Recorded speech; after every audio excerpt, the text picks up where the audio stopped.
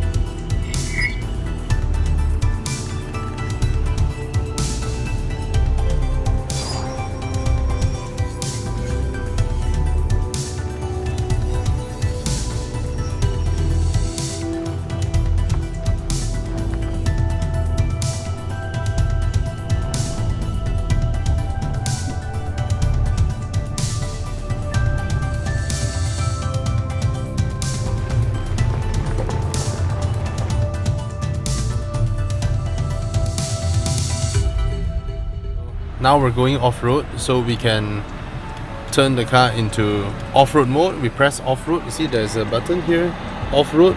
We press off-road and then this screen will come out and then we select gravel because now it's gravel mode. So we can select gravel, mud, sand, rocks or whatever. So now we're ready to go.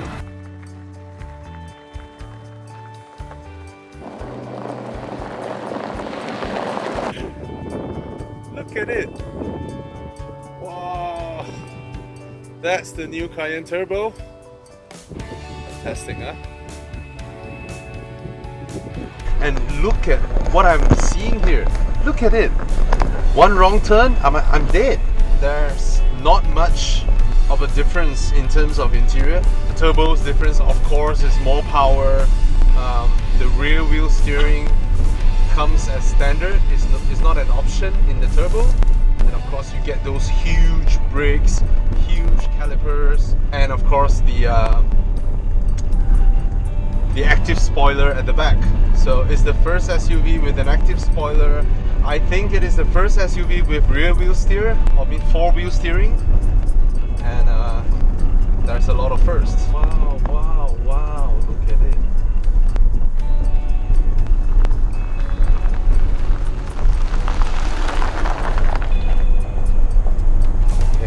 Alright.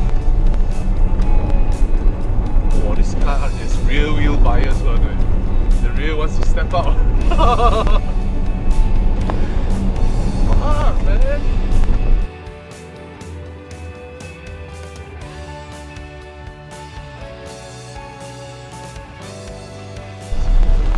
I'm doing off-road. Oh, what the fuck?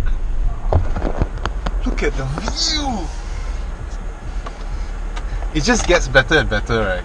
Yeah. It's unbelievable. Guys, let's continue driving. We're in the turbo. Fuck man, this is another level of performance. Oh shit, in the car, man. The way it pushed. But the S, right, at least we get to feel it revving, right? This one, the torques just push.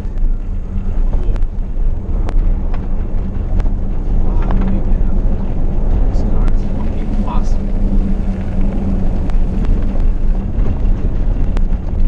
On my left side is the sea, and I think a drop of easily 800 feet.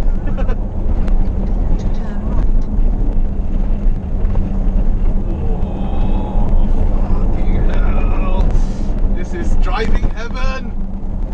This is driving heaven!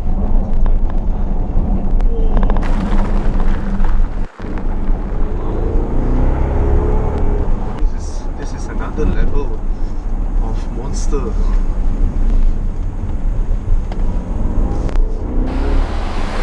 Yeah man. Since when the SUV, the rear likes to step out. And the brake in this thing is way better than the S1. I don't know. From what I feel, the braking is way better. Okay. It grips very fast.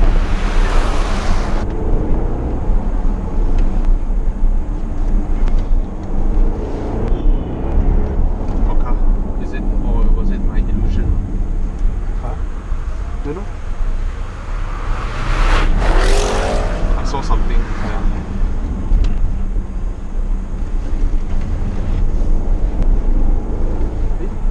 Yeah. Okay, correct. What a road.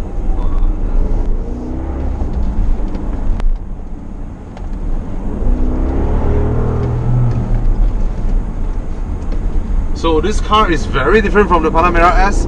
The moment you throttle it, 3,000, 4,000 RPM, you'll be reaching speeds that you need to brake hard. Because it's so torquey, it builds up speed so fast, it doesn't really need to compensate it with revs. And it's a bit of a handful, this one, even though these tires are massive, right? Even though these tires are massive, it's a bit of a handful actually to drive. Because it's really powerful. See, the rear wants to step out again. How is this? This is... Wow. To think that this is a much smaller engine than before, 4 litre as opposed to 4.8 before. So they are equally as agile. This one is a lot faster, but how do I put it? I think the engine overpowers the car ever so slightly. Maybe for my driving skill, I'm not there yet to really exploit this kind of performance, but wow, this is something. Okay, this car's start-stop system is another level. As I was gliding, haven't come to a halt, but when I was gliding towards the speed of 8 to 10, it was slowly coming down. It already shut down the engine before I come to a full halt. Yeah, and before I fully stop, I release the brake pedal, it starts back the engine again, zoom, just like that. There's no shake, nothing, it just zoom. It almost feels like how a hybrid would work, where the engine kicks in, but this one is not a hybrid. So this is some advanced shit here. Some good stuff that they're doing. It's like an abandoned town, huh? Okay. Maybe we can just stop here. People can pass. Here should be alright. It's a church. Maybe others can pass. Yep. Yep.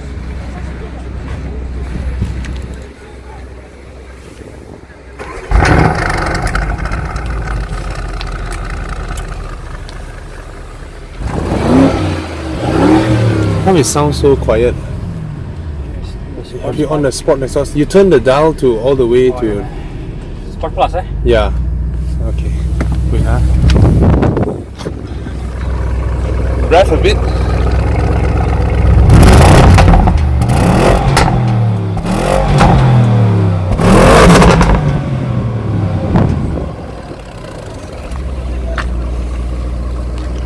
Yep. Now, this is me walking around and acting like an expert, wanting to talk about a car, but totally forgotten to plug in my microphone. So I just look like an idiot. So I flew all the way to Germany, flew all the way to Greece, and then when I was recording the Cayenne Turbo, this happened. All right. Now let's go through the car, shall we? You can see the front grills are very, very different from the Cayenne S that I drove, and they gave a very special, very different look to the turbo. Even the headlamps, the internal profiles are different in terms of how the lightings are arranged. The four classic LEDs are still there, but then yeah, it's very different actually when both are side by side. Okay, and in terms of the overall of the car's profile, it looks smaller, it looks slimmer, but actually the car is actually larger but lower. All right, all the Cayenne turbos comes with the active spoiler at the back, and the rear wheel steer, which is four-wheel steering, comes standard as well. So it's the first SUV with an active spoiler and rear wheel steer that comes as standard. I mean the Cayenne Turbo, not the entire range. The Cayenne Turbo only, it comes standard. Okay, now the whole car actually looks really subtle in terms of its design and all that. This one here that I'm looking at, there's a panoramic roof, and if you open the panoramic roof, the rear spoiler will actually extend a little bit more, so that it alters the airflow, because the panoramic roof will actually alter the how the winds blow across the car. Okay, so that's the rear spoiler. I mean, I'm doing this recording separately, so I don't know what the hell I was doing that day. Okay, yeah, that's the turbo word. The of course, the rear hatch is powered because this is a Porsche. They're supposed to be luxury cars, right? The tonneau cover, I think I pointed out in the Cayenne S video that this portion at the back here, some of the plastics doesn't look super upmarket, but not too big of an issue. I mean, at the end of the day, this is still an SUV. This is still, of course, not everybody we're gonna use it roughly and all that, but somehow I just felt that the lack of a latch to drop the seats is not something that I find appealing. I mean, because this is a top of the range SUV from Porsche, right? Simple things like pulling a latch to drop the seats should be available. I'm not sure why it was left out. There's only a panel to adjust the height, but overall it's a nice boot. I mean, it's square in shape and all that. It's big, and this is the first batch of production. So hopefully, moving down the road, they'll make changes down the road. So I'm not sure the one that will arrive Malaysia. Hopefully, they have made changes to it. Okay, these are what they call it, the I don't know what coating it actually makes. I forgot the name. It looks flashy. I mean, it looks reflective, but it's actually not carbon ceramics, because the calipers are white in color. Porsche developed this coating so that there's less brake dust, there's less brake fade, but it's not ceramics. Okay, and it makes the disc brake looks really good because it was reflective. Okay, so yeah, let's come in, and yeah, the interior looks identical to them, except that of course on the Cayenne you have the Sport Chrono, which allows you to immediately switch between Sport, Sport Plus, and all that, which I think is a total rip-off, because if you're in a Porsche, this thing should be available, right? You shouldn't be paying for it. But when you pay the Sport Chrono, you get the clock on top as well. So that sort of makes it worthwhile. But I think too many things in a Porsche was made as an option actually these days, especially things that that has to do with performance. But I mean, if Porsche customers are happy to pay, why not, right? Now, if you can see the screen, Porsche has adopted a horizontal design as well. I mean, in the pursuit of having larger screens, you can only go vertical or horizontal. But when it's horizontal, you need to push the aircon vents below because you can't be pushing them more and more towards the side and all that.